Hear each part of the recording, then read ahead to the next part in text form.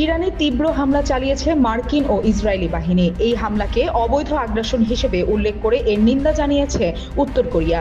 রোববার এক প্রতিবেদনে এ তথ্য জানিয়েছে কোরিয়ান সেন্ট্রাল নিউজ এজেন্সি। উত্তর কোরিয়ার পররাষ্ট্র মন্ত্রণালয়ের মুখপাত্রকে উদ্ধৃত করে কেসিএনএ জানায়, মার্কিন ও ইসরায়েলি হামলা ইরানের ওপর অবৈধ আগ্রাসন এবং জাতীয় সার্বভৌমত্বের ওপর লঙ্ঘন। মুখপাত্রের মন্তব্য অনুযায়ী মার্কিন যুক্তরাষ্ট্রের সম্পৃক্ততা প্রত্যাশার সীমার মধ্যে ছিল। এটি যুক্তরাষ্ট্রের আধিপত্যবাদী এবং গ্যাংস্টার সদৃশ আচরণের একটি অনিবার্য ফলাফল। বিবৃতিতে বলা হয়, যুক্তরাষ্ট্র ও ইসরায়েলের আগ্রাসী যুদ্ধ কোনো পরিস্থিতিতেই গ্রহণযোগ্য নয়। এদিকে যুক্তরাষ্ট্র ও ইসরায়েলের বিরুদ্ধে কড়া হুঁশিয়ারি দিয়েছেন ইরানের শীর্ষ নিরাপত্তা কর্মকর্তা।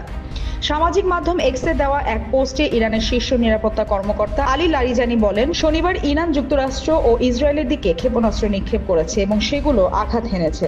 আমরা তাদের এমন শক্তি দিয়ে আঘাত করব যা তারা আগে কখনো দেখেনি।